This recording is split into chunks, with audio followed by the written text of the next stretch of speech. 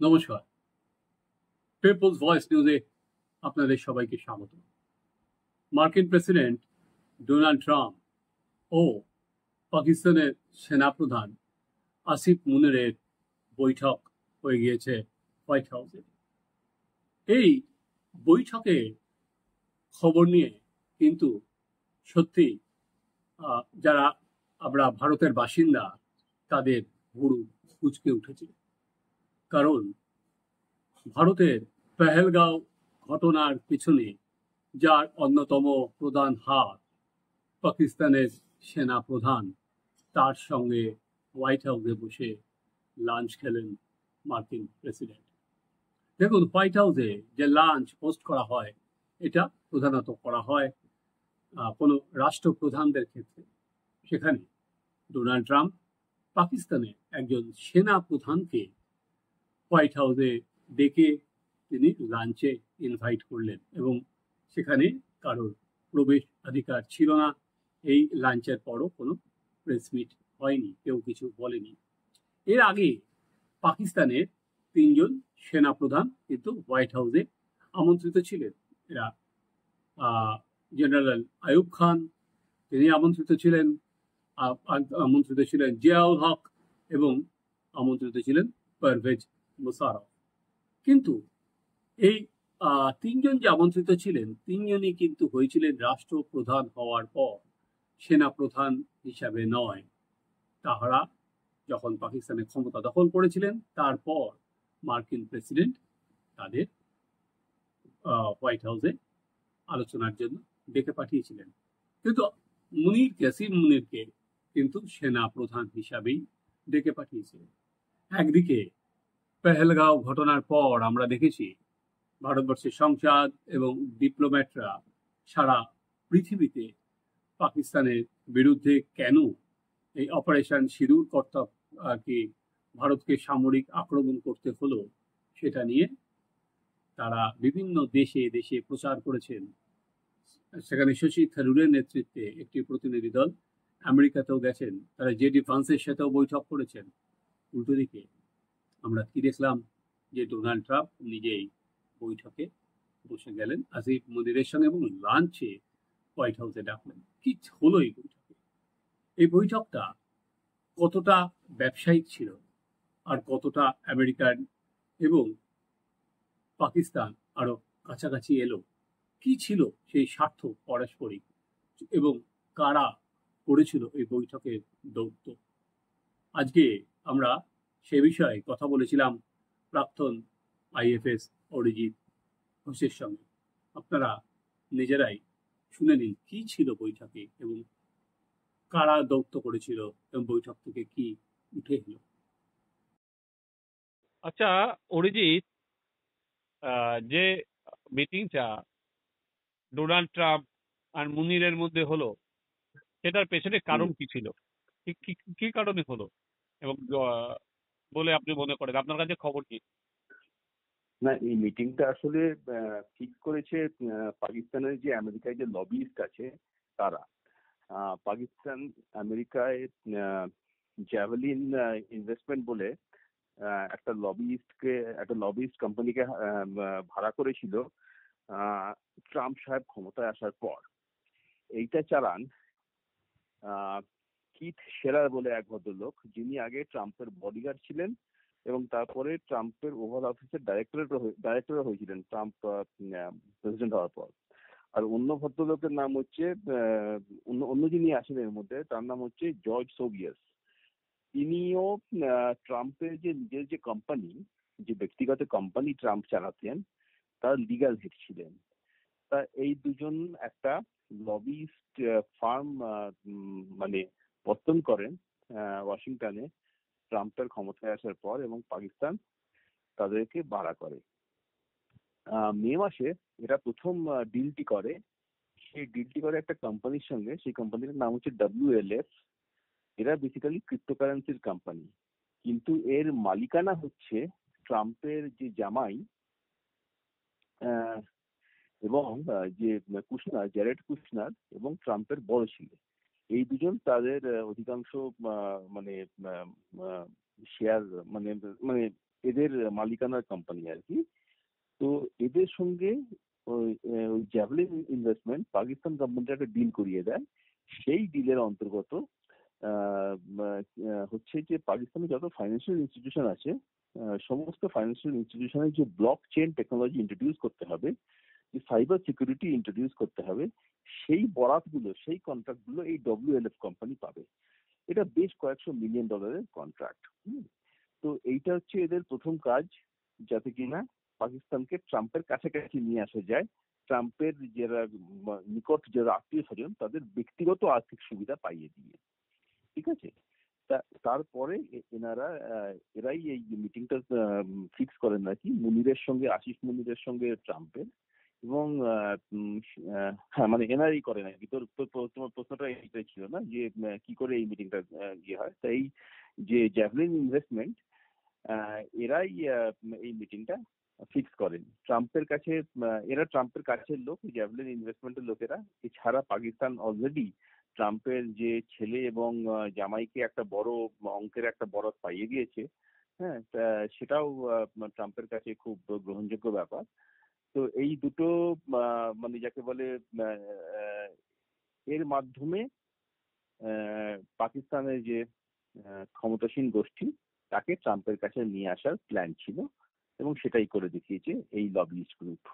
না, সেটা কি শুধুমাত্র ব্যক্তিগত না, সেটা যে পাকিস্তানও তাদের নানা রকম সাপোর্ট পাবে এবং সামরিক তাদের আদান প্রদানেও না না, সেটা তো পরে হচ্ছে। না না না না, সেটা ছিল এই মিটিং এর মানে প্রশ্নটা আপনার ছিল যে এই মিটিংটা কি করে হলো, কারা করলো। হ্যাঁ, এবং কি এইভাবে এই সাপোর্ট পেল। মিটিংটা হলো।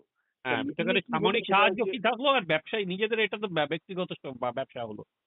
তারপরে প্রশ্নটা তারপরে আমি হয়তো আপনি প্রশ্ন করবেন যে মিটিং এ কি হলো। হ্যাঁ। মিটিং এ যেটা হলো সেটা হচ্ছে সামরিকের ব্যাপার।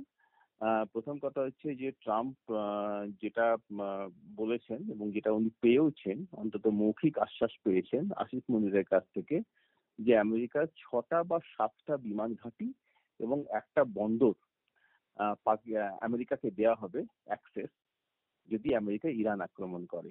কেননা আমেরিকা ইরান আক্রমণ করতে হলে সরাসরি ভাবে ইরানে তো ঢোকার উপায় নেই। ইরানের একদিকে ইরাক, অন্যদিকে পাকিস্তান, আর উত্তর দিকে রাশিয়া। রাশিয়ার মধ্যে দিয়ে ঢোকা যাবে না। ইরাকে গন্ডগোল প্রচন্ড, সেখান থেকে আমেরিকা তাদের সমস্ত ডিপ্লোম্যাটদের সরিয়ে নিয়েছে। পাকিস্তানই হচ্ছে একমাত্র জায়গা যেখান দিয়ে অপেক্ষাকৃত সহজভাবে ইরানে ঢোকা যাবে। তা সেই আশ্বাসটা পাকিস্তানের কাছ থেকে আদায় করে নিয়েছেন ট্রাম্প, এবং তার বিনিময়ে তিনি বলেছেন যে ইন্ডিয়া, IMF, ওয়ার্ল্ড ব্যাংক এবং অন্যান্য যে বহুপাক্ষিক ফোরাম যেমন ইউনাইটেড নেশনস ইত্যাদিতে পাকিস্তানকে আমেরিকা সমর্থন করবে। কেননা পাকিস্তানের এখন অনেক যে ঋণ দরকার, যে অর্থনৈতিক সাহায্য দরকার, এই ব্যাপারগুলো দেখবে আর কি আমেরিকা, যাতে এগুলো পাকিস্তান পায় এই সব বহুপাক্ষিক সংগঠন থেকে। হ্যাঁ, তো এর বিনিময়ে পাকিস্তান আমেরিকাকে অ্যাক্সেস দেবে ইরান আক্রমণ করলে ইরানের উপর। এইটা হচ্ছে একটা বড় জিনিস যেটা ডিসকাস হয়েছে। আর একটা ডিসকাস যেটা হয়েছে সেটা হচ্ছে বালুচিস্তানের খনিজ পদার্থ নিয়ে। বালুচিস্তান একটা খনিজ সম্পদে কিন্তু খুব সম্পদশালী। এখানে প্রচুর হিরে বলছি, কি বলে, সোনা, রূপো এবং যাকে বলে রেয়ার আর্থ মেটেরিয়াল, এই রেয়ার আর্থ মেটেরিয়াল আছে। সেন্ট্রাল ওয়েস্ট বালুচিস্তানে একটা জায়গা আছে চাগাই হিল, এই চাগাই হিলস এর অঞ্চলে এই সমস্ত জিনিস আছে। এই চাগাই হিলসটা আবার এককালে পাকিস্তান তাদের নিউক্লিয়ার টেস্টের জন্য ব্যবহার করত। যাই হোক, কিছু বছর আগে এই খনিজ পদার্থের বরাত দেওয়া হয় একটা কানাডিয়ান কোম্পানিকে, কিন্তু সেই কানাডিয়ান কোম্পানির সঙ্গে পাকিস্তানের তারপর অনেক আইনি জটিলতা দেখা যায়, এবং সেই কোম্পানি তখন ইন্টারন্যাশনাল কোর্টে এবং আর্বিট্রেশনে যায়। তারা পাকিস্তান কোম্পানিকে বলে $10 বিলিয়ন ক্ষতিপূরণ দিতে হবে। পাকিস্তানের কাছে অত পয়সা ছিল না, কাজেই পাকিস্তান একটা out of the court settlement করে এই কানাডিয়ান কোম্পানির সঙ্গে। কিন্তু তারপরেও এটা সফল হয়নি, কারণ ওখানকার যে সিকিউরিটি সিচুয়েশন খুব একটা অনুকূল নয়। বালুচিস্তান লিবারেশন আর্মি ইত্যাদিরা ওখানে হামলা করে যাচ্ছে। ফলে সেই যে খনিজ পদার্থ এক্সপ্লয়টেশনের যে ব্যাপারটা, খনিজ পদার্থ তোলার যে ব্যাপারটা, রেয়ার আর্থ মেটেরিয়ালই হোক বা সোনাই হোক, সেটা কিন্তু বিশেষ এগোয়নি। এখন সৌদি আরবের একটা কোম্পানিও এই বিষয়ে ইন্টারেস্ট প্রকাশ করেছিল, কিন্তু মনে হচ্ছে যে ট্রাম্প এটাকে মানে ডিলটা নিয়ে গেছেন।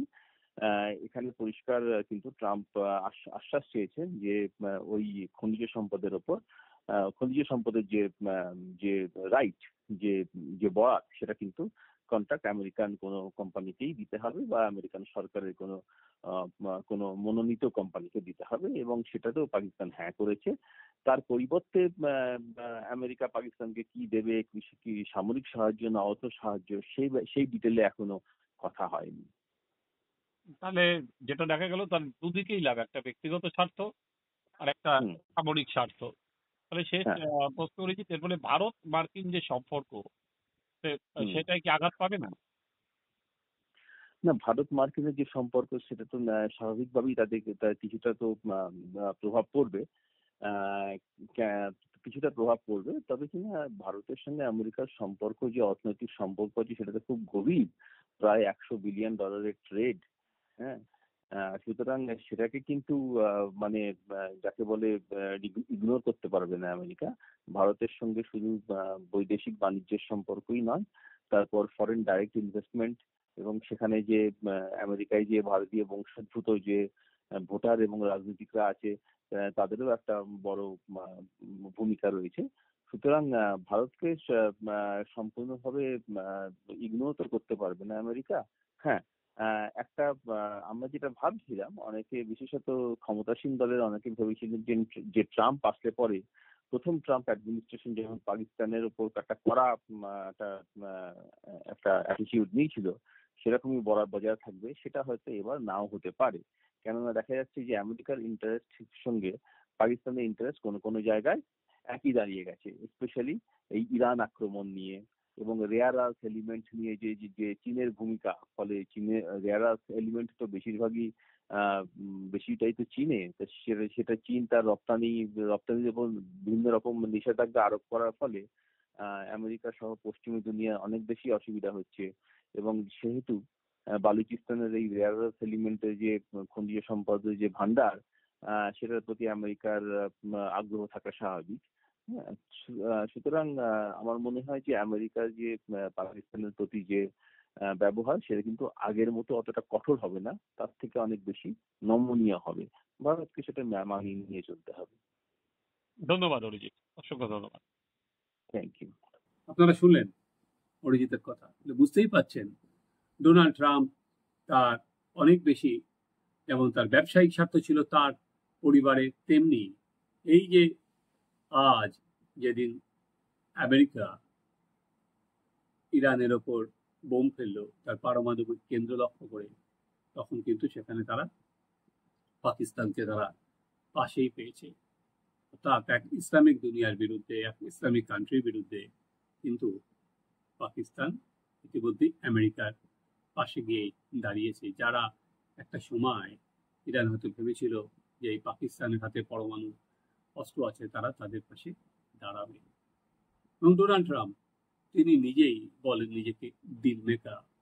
সেই ডিল যে শুধুমাত্র একটা দুটো দেশের সম্পর্কের ক্ষেত্রে তিনি ব্যবহার করেন তাই নয়, তিনি এক অদ্ভুত রাজনীতি নিয়ে এসছেন। সেখানে একটি দেশের সঙ্গে যখন তিনি নেগোসিয়েশন করেন, তার সঙ্গে নিজের বা তার পরিবারের ব্যবসায়িক স্বার্থ পর্যন্ত মিশিয়ে দেয়। আপনারা দেখতে থাকুন আমাদের চ্যানেল সাবস্ক্রাইব করুন, আপনাদের মতামত জানান।